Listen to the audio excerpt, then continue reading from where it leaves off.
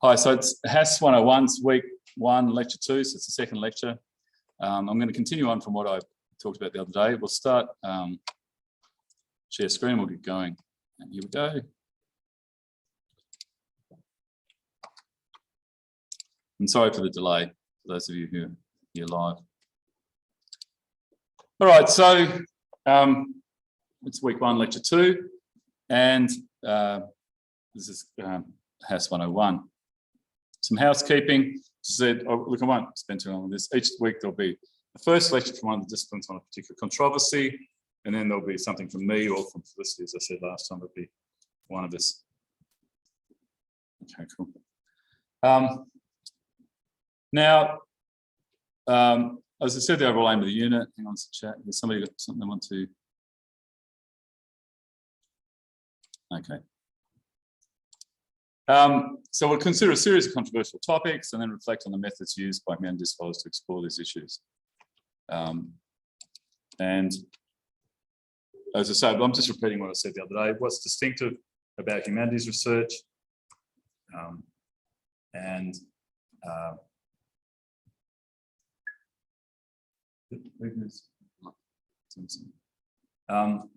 right, and how humanities research differs from scientific and technical research, and why it's vital for the community and well-being generally. Sorry, I'm not being as focused here as I should be. Just bear with me a minute. All right. So let's get. All right. So one of the things. Okay, let's get focused on this. What is valuable?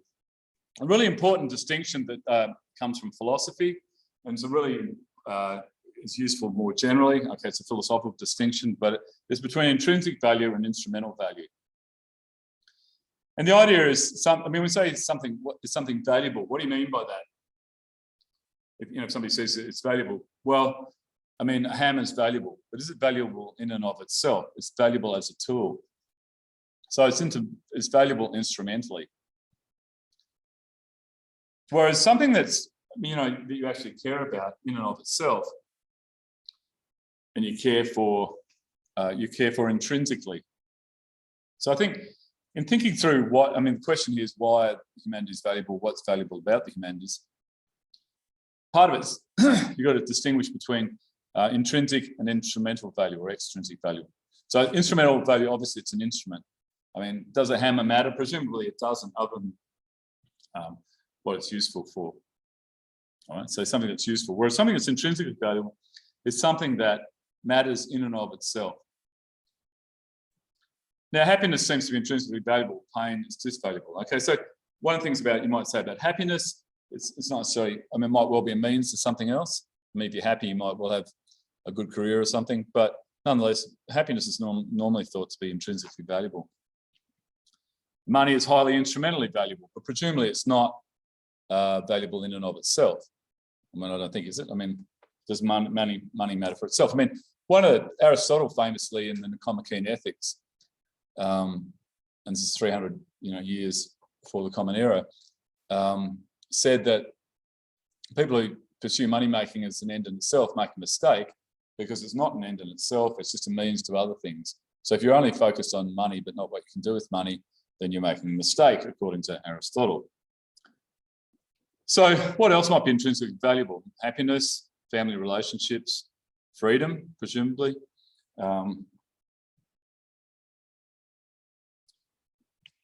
Justice. These are all things. I'm not saying they all are. It's up to you to think about what you think is doing the right thing, being morally upright, projects you might have, or accomplishments. So some goal you might have. You might want to build a better boat, as it were, or whatever your projects might be. Wisdom and knowledge, or understanding. These are things that many people might say these are valuable things. All right, now having a certain kind of outlook, perhaps, gaining a certain aspect or a view of the world. And I think, in a way, this is probably patronising, but we've learned something about the difference between intrinsic and instrumental goods that helps us to understand our lives a little bit clearer. And having this kind of understanding seems pretty valuable, even if it ultimately hasn't changed any of our life plans all that much, if you know this thing we learned is distinctly not the kind of thing you learn about science or mathematics. So I suppose it's meant to be an example of something you might learn in humanities. All right, okay, what value do we get from the humanities? And often this debate is couched in terms of value for money. Or if the government gives money to the humanities, what will it get in return? I was talking a little bit yesterday, I suppose it's more my perspective of it, but you know, I've been around university for a long, long time, since I was a first student, since I was in my early 20s. And, you know, the attitudes towards humanities have changed a lot over that time. I think, you know, and I think there's a more negative attitude towards, you know, research for research's sake than there was. I mean, the research is meant to be directed.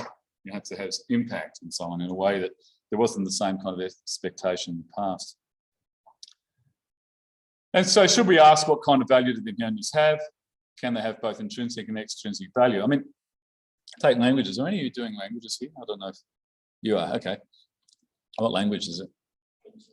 Ancient Greek. Okay, well, it's probably not obviously so obvious. Yeah, good. No, that's, I mean, people, sorry, the argument I was going to make is you're doing French or Indonesian or something, and people say, that's actually really useful, you know, because you'll do this and it'll be good for business. Ancient Greek is a good example of something presumably doesn't have the extrinsic instrumental value directly anyway. I mean, it's a good thing to learn, but not so. Someone's saying French. Okay, cool. That's cool. All right. I shouldn't look at the chat. I'll just not look at that. Can they have both intrinsic and extrinsic value? All right. What kind of extrinsic value? What kind of intrinsic value? What does this valuableness look like? I mean, just take your ancient Greek and let's just ask, what's the value of it? I'm not being skeptical. I mean, what do you see as valuable about it? It's a personal achievement rather than anything else. Like it's going to be satisfying. To be able to read ancient Greek. Yeah, okay, cool.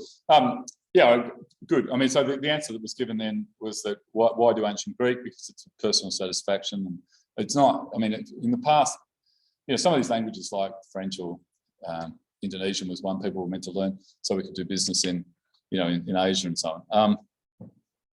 All right, so there's an example. You've given an answer. It's about personal satisfaction. You'll be able to read Aristotle in the ancient Greek. Would be cool.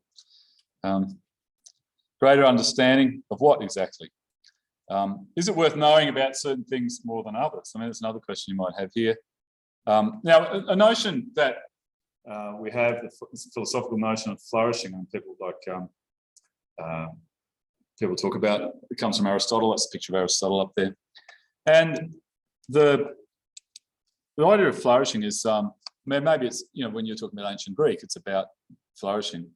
Now, Aristotle claimed that there was something, and then the comment key in ethics, there is something that's like to live a proper human life.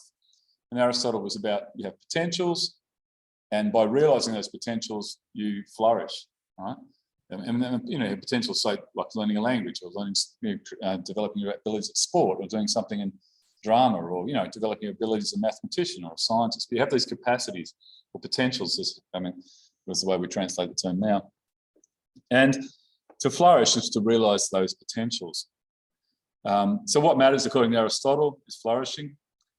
And the idea is that human beings, like plants, if they have the right conditions, they'll flourish, but with the wrong conditions, they will wilt. So you have capacities, and you've got capacities for music, presumably, but unless you actually develop those skills, they will in some sense wilt. And in a way, this is all by way of background to think about, you know, a framework. I mean, I'm not saying what is valuable or whether humanities are valuable. I just want you to think about, I mean, I think Aristotle's right about flourishing, all right? And I think, you know, flourishing is a really important notion. We have these potentials and you can choose not to. I mean, you've decided to come to university and push yourselves in certain ways. And in doing that, presumably you've decided you want those capacities to be realised, you know, those potentials to be realised, and for you to flourish. I mean, I think it's really important. Now, you know, what kinds of activities? I mean, the problem is, you know, life's short. I mean, maybe it doesn't, and the older I get, the shorter it seems. But there's so many things you'd like to do that are worth doing. And, you know, might be music, might be, you know, learning a language or whatever. And you just really do. There's so many different things. So, and when you come to university, it's always, I mean, I remember when I first got there, was just always interesting subjects. I could do archaeology or philosophy or, you know, and there's only so much time. But So I'm not saying which, I mean, Aristotle's not saying which particular activities are the ones you should do, but you have all of these potentials you should realise. And then there's this sort of metaphor here. It sounds just as seed has the potential to grow into a healthy flower, human beings have the potential to grow into flourishing beings. And flourishing equals realising our potential. So one of the questions you might have is whether humanities is central to a flourishing society. So there's one thing about a society, another thing about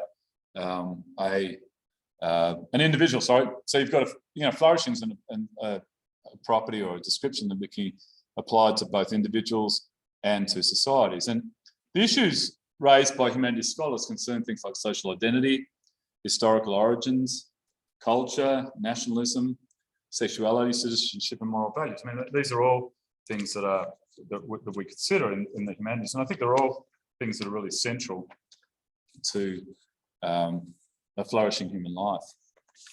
All right. So, will they touch on topics that are relevant to flourishing? Again, I mean, off to see the wizard. What would this flourishing look like? We might talk about culture, about equality, about peace, about fulfilling work, about our governance. All right.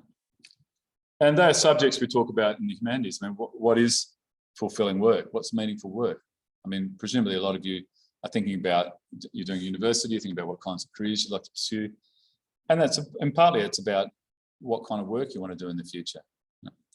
And also about governance, about how we govern. I mean, there's questions in the humanities, in politics in particular, but in sociology and in philosophy about, and history actually, when you think about it, history is looking at the way societies have been organised in the past and how should they be organised. And those are really important. What is the good society? So a large part of what we do in the humanities is asking questions about what our ideal society would look like. And in order to do that, we'll often engage with the past and ask questions about which elements in past civilizations we would like to preserve. The extended family, for instance, which we don't have, we have a nuclear family. Which ones would we like to avoid? For instance, maybe this slavery is something. It's interesting, I mean, I think I was talking about this yesterday. There are a lot of debates in places like Britain about monuments to people who were involved in slavery and decolonisation, and from the colonial era, and the idea that we should reject that. Interestingly, I was just talking to someone before I had this lecture, that there's sort of a backlash against that too, that there's people in the UK now who are arguing that, the best culture the British had was when, they had the colonies and so on. So there's these things, there's movements and then backlashes and so on. But all that's about, what is it about the past we want to value? What's valuable about Australia? What is it about our culture we want to, our past we want to honour, and what parts we want to kind of not, not forget about, but kind of reject, I suppose, as part of it. So here's a character called Jagan Kim, a very, very good metaphysicist. No, sorry, what have I done here? Just a quote from Jagan Kim, sorry. The study of culture, what is the humanities? It's the study of culture in the narrow sense, is the province of the humanities whose aim is to interpret and transmit to future generations the system of values, I think that up there too, in terms of which participants in a form of life find meaning and purpose. I mean, it's great. So it's the study of culture. What are the humanities? In the narrow sense, is the province of the humanities whose aim is to interpret and transmit to future generations the system of values in terms of which participants in a form of life find meaning and purpose. So we're interpreting a system of values. What values do we hold? And in order to pass on or preserve the system for future generations. I mean, and often you think about, what do you want to pass on to? I mean, okay, some of you in this room are a lot younger, but you do think about what, you get to know, where you think about what is it about the world that I live in that I think is valuable, that I want to pass on to future generations. I've got a lot of philosophy books, and I often think what's going to happen to them, when I'm not sure any of my children want like 1,000 philosophy books. But anyway, I'm certain I'll work something to do with them. But I mean, that's partly what are you passing on. This is what I think is valuable. The philosophy books, I think, are, I've got copies of Aristotle and Kant and all this, what I take to be valuable. And I mean, obviously, and part of passing that on is passing on something I think is valuable. But it's not just objects, obviously, it's ideas and attitudes and values that we're talking about more generally. And in those books are what I take to be important values and attitudes, etc. All right. This is a system. It's a system that gives us meaning and purpose. I mean, that's just cutting out, picking out some of the ideas that are in that quote. Now, in some quarters, humanities scholarship itself is valued in public debates about education, and we do live in an age where information is around us all the time. So you might think, why would you need to do it at university? But presumably, it's about being doing it in a systematic and sustained way. I mean, look, it is interesting. I mean, I don't want to bang on about this too much because hopefully things might change a little bit. But there is a kind of general, there has been an unfortunate attitude towards not just humanities, but pure science as well. Like, you know, that kind of blue sky research has been very much under attack here. And I think it's unfortunate. How can the humanities, especially traditional humanities disciplines such as classics, or ancient Greek, and philosophy continue to play a role in a world where so much information is at one's fingertips? And should they? I mean, so I mean, that's a question. I think we've got an important role to play, but why is it that it's valuable? I mean, these are sort of rhetorical questions because obviously I do think they're valuable. So the humanities contribute to flourishing. What are we even talking about? Well, what do they do? I keep on asking the same question. Why? What kind of value do they provide?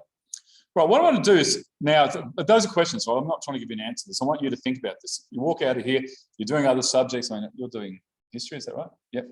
Ancient history as well. You as well. Theatre. Okay, cool. I mean, you're.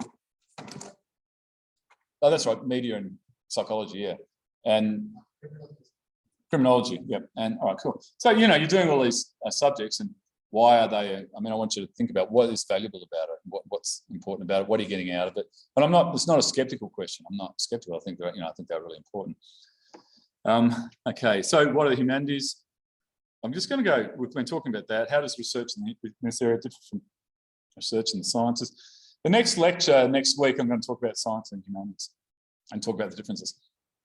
And as I said, I mean, it's not at all critical of sciences. I think science is really important, but I think there's a matter of rendering into science what is sciences and rendering into humanities what is humanities. The specific areas of inquiry. Why does it matter? Look, I'm actually going to go through these, so I won't in a minute. So this is how do we argue? I'll just go back to here. So what kind of knowledge do humanities generate? What methods do humanities disciplines employ? How do we argue and defend our conclusions? To what extent do different humanities subjects employ different methods? And that's true. I mean, if you're doing theatre, it's very different from doing philosophy. And ancient Greek, it's very different from doing, media studies or writing or whatever. Okay, so I mean, I think that's worth thinking about. It's not as if there's a single method in humanities either, and that's a point worth making. What's the dominant method in your area of study? Is there a canonical accepted method, or is the method itself in dispute? I mean, theatre studies is something that is, a variety of different arguments about how you should look at theatre, how you should analyse a text, for instance. What role do moral values play in humanities research? Does research in humanities make us better people? All right. So we've just been talking about what the humanities. We had Jogwon Kim, we talked about a minute ago. Is it just what's left over after STEM? The philosopher Heidegger, on being a human, he says humans are being in the world, i.e. not being all alone in a vacuum, and humans are Dasein, being there, that is a situated being. We're both in the world and we're situated beings. And we project ourselves into the world through our projects. I mean, in this way, it's a lot like Aristotle, that you become who you are through what you do. And so we project ourselves into the world through the projects we engage in. I mean, if you're involved in a theatre project, you're projecting yourself into the world through what you do in a play. So we can't investigate our own being without also investigating what we do in the world. And we can't investigate what we do in the world without investigating what kind of being we are. Who are we? What are we? So humans, what is it about humans? What kinds of beings are we? So we ask questions about ourselves. Human beings are the kinds of beings that are self-reflective. It's not only that we're aware of the world, we're also aware that we're aware. Right? I mean, and that's a special kind of consciousness where you both, you're aware that you're thinking, and you're also aware that you're a thinking being. So we ask questions about ourselves. And the forgetting of this question since the ancient Greeks, there has been a forgetting sometimes about the way that this is a really special question. This is kind of Heidegger's claim anyway.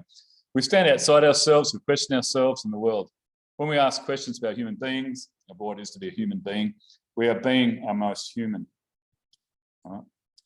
So existence is not an essence, according to, it's not a what, but a how. I mean, this is sort of a Heidegger view. Take it. Now, this is one view of them, right? So it's just one argument, but he's trying to push that it's the way that we act in the world and the way that we're self-reflective that makes what it is to be human. And if you think about a lot of these subjects that we have, so I'll just go back, that we're looking at, there's a sort of self-reflection about, I mean, think about history. When we're looking at the history of, you know, what partly it's about human events, but it's an events that occurred, but it's also about what were we saying about ourselves in those circumstances. What, you know, I mean, how do we understand, how do we commemorate events? I mean, think about the whole thing about Australia Day is very much caught up in that. What are we saying about ourselves by what we commemorate?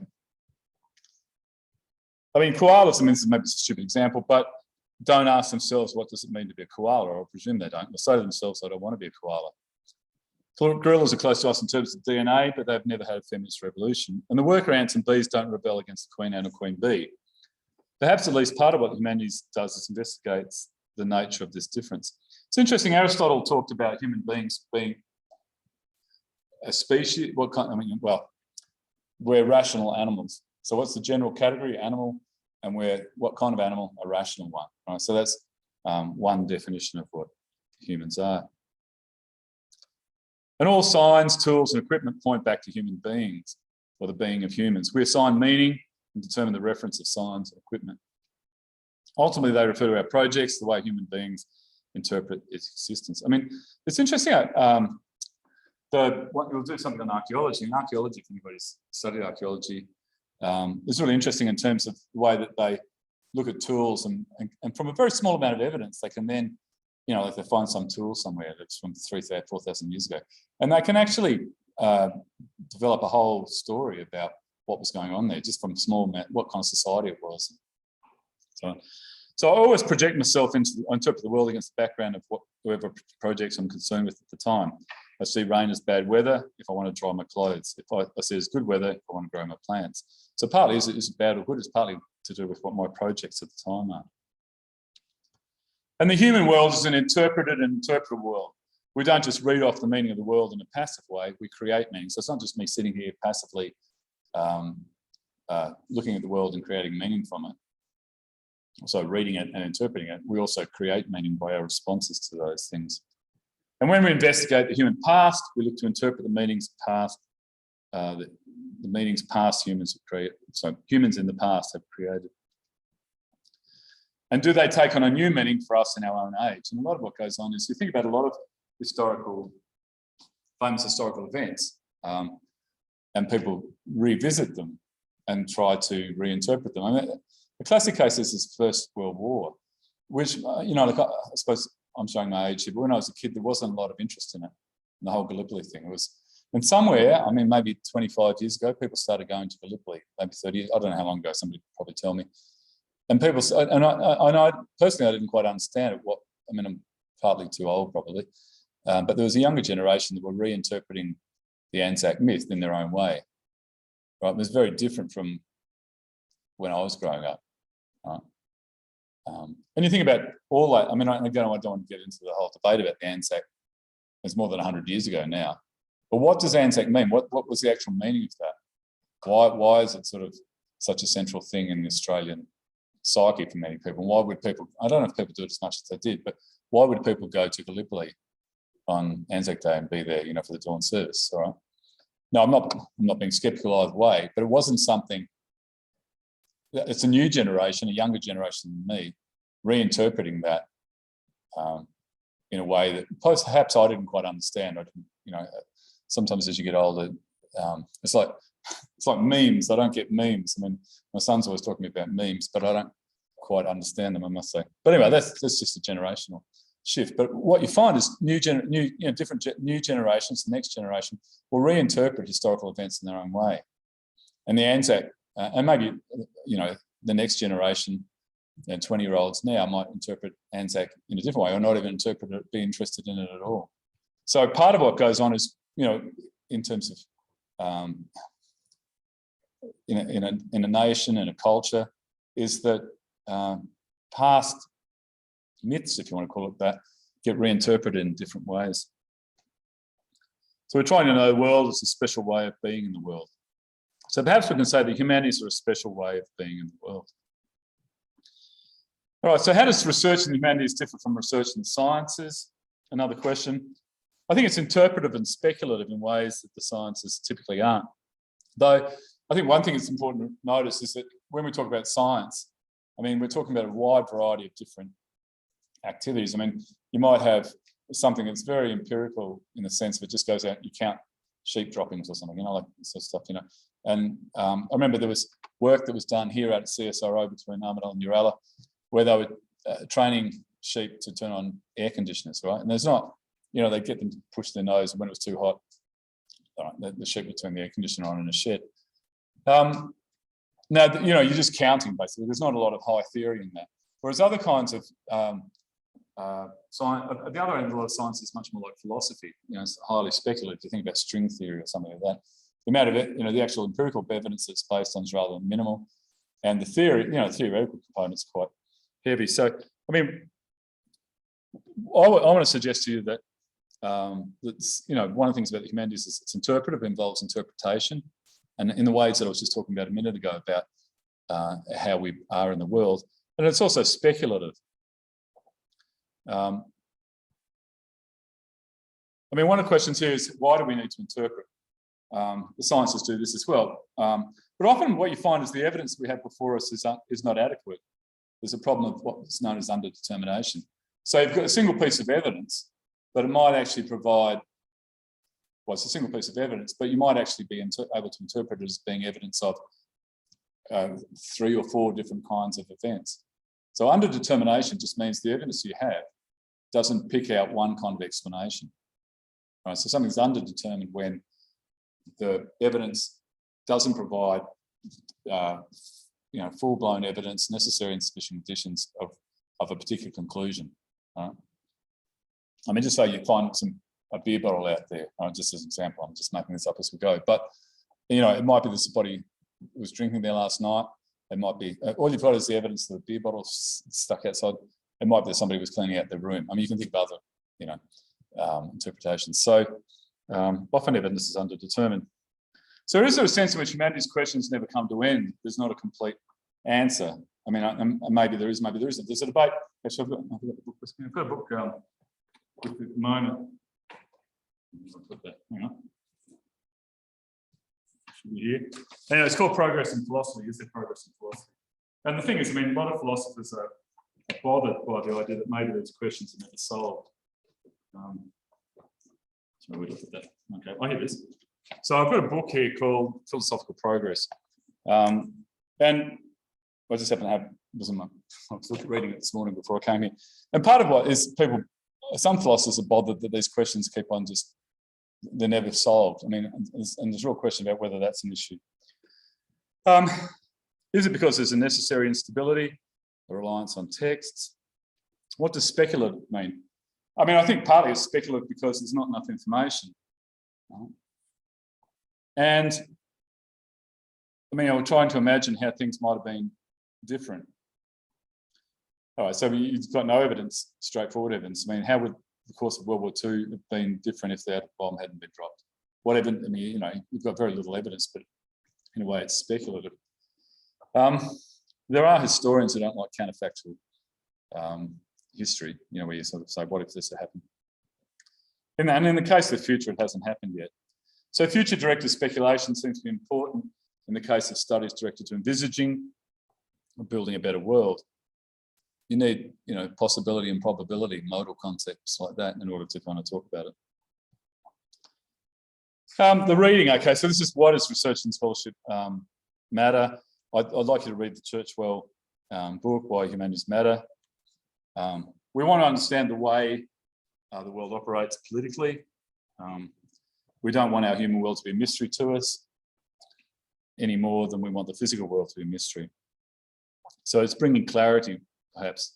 And this is just all speculations, again, to the future. Again, they're questions. I mean, and this, I'm not giving you an answer to this. I just want you to think about it. What kind of knowledge does humanities scholarship generate? What is it aiming to generate? Who is it oriented towards? There's presumably a public element, particularly in relationship to things like history. It is very public oriented. Knowledge, truth, theory, is that what we're up to? Is it critical? I mean, one of the things is about, some people think that some of the humanities have become too critical of Australia, for instance, or and so there's debates about whether or not the humanities we have and the debate, the way the history is taught, should be less critical and more about celebrating, the victories, as it were, not the victories, but the great achievements. There's questions of objectivity and subjectivity. What about the notion of value of freedom? When I was a student, there was a lot of stuff about value-free social science. That social sciences should be value-free. That when you're engaging in this, social science, you shouldn't take your values with you. But to what extent is that possible? To what extent is value freedom possible? I mean, it might be well and ideal, but no matter what we do, maybe we have our values go with us. Another question to ask is, who's the audience? I mean, I can think about this, is certainly true in philosophy. A lot of philosophical research, you'd need to have studied philosophy for 5 or 6 years to be able to understand it. And then there's sort of a push that you become relevant. So somebody like, in philosophy, somebody like Peter Singer, who you might have heard of, is animal rights, amongst other things, an animal rights theorist.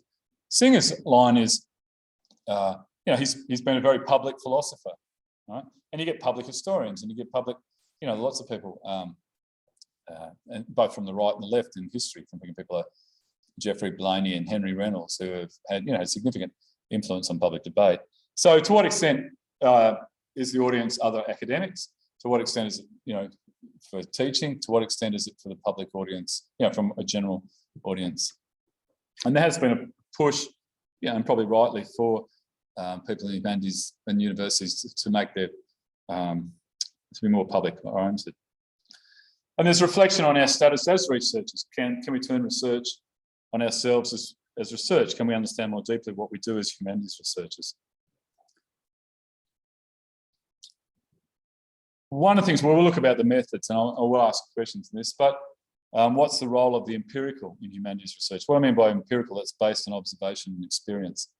So the empirical basically means when you go and do an experiment and go and observe the results, all right? So what's the role of it in humanities research? In philosophy, my own discipline is rather minimal.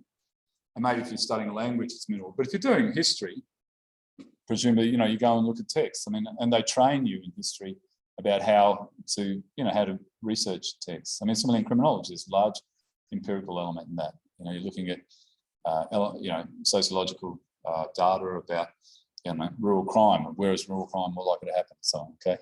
So obviously there's a role of the empirical in. So to what extent does your discipline have an empirical element? If so, what is the relationship between the empirical and the non-empirical aspects of your methods? So you're doing criminology, okay, it's not, there's data, you've got to go and collect, but then you need to interpret that data. Right? Whereas in philosophy, there's basically no empirical data. So, history there is. So, and what kind of empirical data is it? In history, it's normally texts, we're looking at. In archaeology, it's old bones or rocks or, found objects. And in criminology, it's often data about, crime or recidivism rates and so on. Again, how do we argue, defend our conclusions? It's about argument. In week 4, I'll talk about arguments, or one of us from philosophy will anyway. Evidence, what counts as evidence, primary and secondary, what is it and how is it used?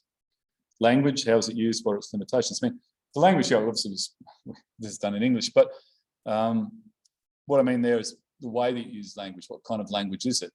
What kind of language is being used in defending and developing an argument? Causation and inference, how do we make links between causes? What counts as a cause? In your discipline, to what extent are you interested in causal relationships? So think about Like criminology is an example. You're trying to say maybe there's a link between, I don't know, alcohol, excessive alcohol and domestic violence or something, right?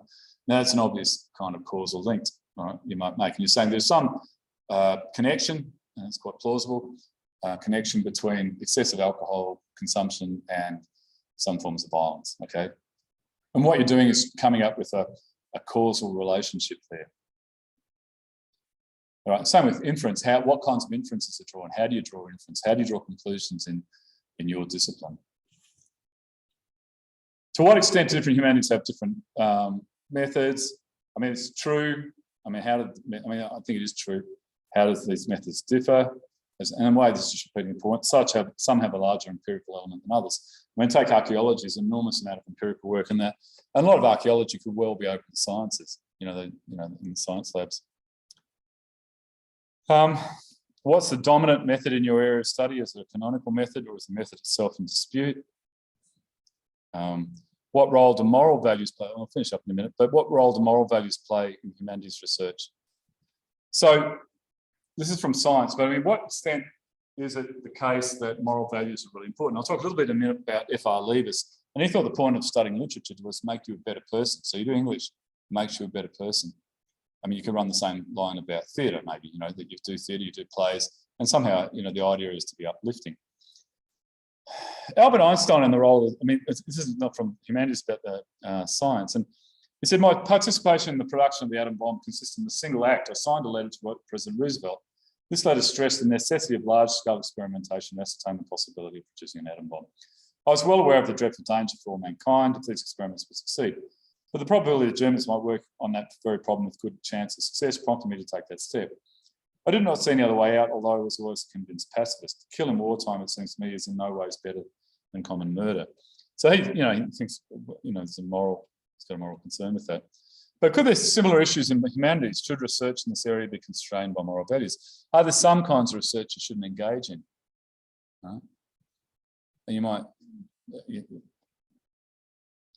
research on humans. Are there things we can't ask humans to do in the name of research? Think about there are ethics committees. You might not have come across it yet, but there are ethics. In order to do certain kinds of research, we do research on asking people questions. In fact, I've got a friend who's doing work on in drama on in schools on devised ensemble work in drama, and in order to get that through, she's had to go, because you've got to go and ask. You've got to sit in all classes, you've got to ask people, participants. You've got to go through ethics approval, a lot of ethics approval. But again, so obviously there's a view that in the past, people engaged in research on human beings, that there were no constraints on it. So research into a culture that we used to wage war against another country. A lot of early anthropology was partly done, of other countries, was partly to understand the cultures by the colonialists so they could better govern them or exploit them. And a lot of early anthropology, they went to Africa or somewhere, and anthropologists went there and worked on understanding the culture so that they would be able to better govern. Funding, other organisations you wouldn't want to receive money from to do research. Another question is, what role do moral values play in motivating humanities research? What values are behind the following research? Indigenous history in Australia, the role of women in wartime. History of the anti-nuclear movement, the refugee experience. All of those, presumably people are interested in them because they have a certain kind of moral value. I had a friend whose wife had done work on, she was Finnish, and she was looking at Finnish women who had married Russian soldiers in the Second World War, and then were ostracised by their family because the antagonism between Russia and Finland, which goes back a long way. No, it's an interesting research project in a way, and I suppose part of it was motivated in her case by empathy for those, those women who were ostracised from their background. Is it fair to say there are certain topics of research because of our moral values? Is this a problem? How should we regard research by people whose moral values we don't share? And there are other issues about consent. That's the thing about why we have to get ethics approvals. Privacy and confidentiality, that the research is not minimisation of risk, limitations of perception, and social and cultural sensitivity, and conflicts of interest. and funding issues. Does it make us better people? F.R. Leaves, I've mentioned him before. He was the English person. He saw literature in the form of novels can embody and communicate a moral vision to readers, and it can help us to understand and practice a moral life. Plato in the Republic, he thought the other way, he thought literature, well, it's not the other way. He just thought literature may corrupt people, particularly the young, and there was a whole list of you should censor the arts so as to allow only good, virtue promoting art, not bad art. Actually, Plato was funny. I don't know if anyone here's done music, but he thought different kind of modes were immoral and some were moral, like the Lydian, I don't know the modes, but you know there's all these different modes in music, and the Lydian mode's good, but another one is not okay or whatever. So he actually wanted to ban different scales, if you want to put it that way. And to what extent does humanities research have a role to play in building a better world? You might think of some of these debates that people talk about. Presumably, when people, I mean, you can think of lots of stuff. I just picked those out from some of the topics that people are going to talk about in this unit. And to what extent are they oriented towards building a better world? Look, we'll run, I'll just go through Sarah Churchwell. She says that the humanities are a study of what makes us human and what it means to be human. And I talked about this the other day. It's the role of narrative she talks about. And again, yesterday I talked about whose stories. She says we live in an age with proliferation of stories, much of which are not our own. And again, this is the stuff about narrative. She talks about the way that we understand ourselves and our world through the telling of stories. All right, and again, I talked about this the other day. What I just wanted to get to was her main. So she says, upshot, if we don't tell our own stories, we tend to succumb to other people's uncritically. And she says, what's the remedy? She suggests either to tell our own stories or to learn to engage critically with other people's stories. And both these skills may be learned. So you tell your own story, but also to engage critically with the stories that are being told. And these are skills that may be learnt within humanities. She just, why are they under attack? She just picked 3 reasons. I didn't talk about this yesterday. The humanities are under attack, but why are they important? She says, firstly, the humanities need to counterbalance the influence, the proliferation of images and manipulation around us. So what she's saying here is that it's a counterbalance to all of the stuff that comes at us, even more. There's a remarkable amount of, when you think about these things, computers, and there's so much images and ideas coming at us all the time. I don't know how much time you spend. I spend a ridiculous amount of time sitting in front of a computer now. And, every now and then you go and look something, you're meant to be working, begin looking up, I don't know, a news website or something, or a music video or whatever else it is that kind of distracts you. But enormous amount of our time is with images coming at us. I get this thing once a week on my phone. I don't know, do you get this where it tells you how much screen time you've had during the week? I always find that horrifying. I think, you've had 3 hours a day or something, whatever it is, and I think, oh Lord, I could have been doing something else up, looking at a screen. So part of it is we've got an enormous amount of images in a way that wasn't the case when I was growing up. Secondly, there is the advent of globalisation and global society. So technology we have at our disposal means the world is more interconnected than it ever was. So it's really important that we understand the societies and the cultures where all of this, who we're communicating with. And thirdly, the humanities are closely connected to political ideals of citizenship. I said Churchill there, I should say Churchwell, sorry. I can see what my mistake is. Sorry, I'll fix that up later. So her name's Churchwell. She claims that the very same groups in society who suggest that humanities have little value are typically the same groups who cast us all as workers, consumers and creators of value, rather than citizens or individuals. And she suggests that there are political reasons for the attacks on the humanities, since they educate us to assert our rights as citizens and not mere consumers or workers. The humanities teach us to question those discourses. And she's sort of wondering when do we stop being citizens and begin to think of ourselves, or rather each other, only as consumers. And when we did so, we relinquished thousands of years of human development. And she asks, not rhetorically, how can we sustain our civilization if we don't understand how it works? How we protect our own laws? How can we hope for transcendent in a secular age if we give up on beauty? And she suggests that even in instrumentalist terms, the humanities represent 5,000 years of free research and development in what it means to be a human, and seems we should make use of that. All right, I look at these are here. I won't what is to be consumer, what is to be citizens. And again, as she says, they're closely connected to political ideals of citizenship. And what we're after here is a deeper sense of production. We are producers in an economic way in our day jobs and consumers when we're not working. But when are we citizens, she asks.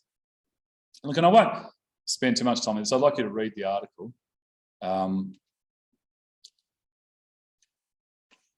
this is what she claims. So you can disagree with it. I mean, I'd like you to have a read of it, have a think about it. We'll talk about it in the sheet next week.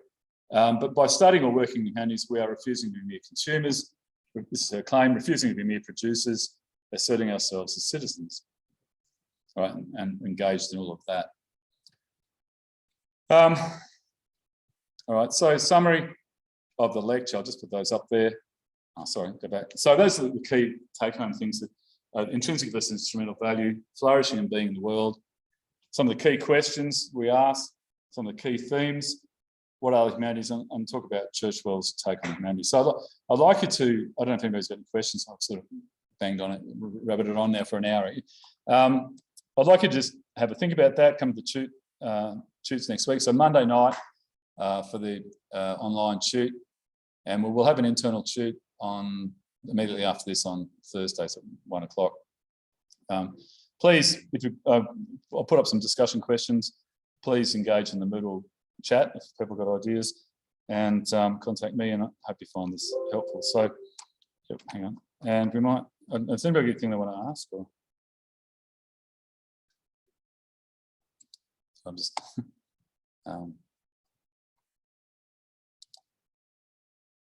No, you're all happy. Okay, great. All right, I might just. I think a lot of people have gone. Where am I?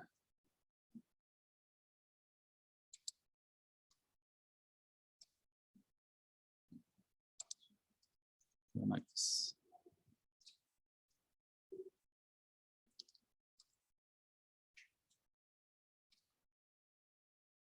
All right, okay, thanks. I'll just record.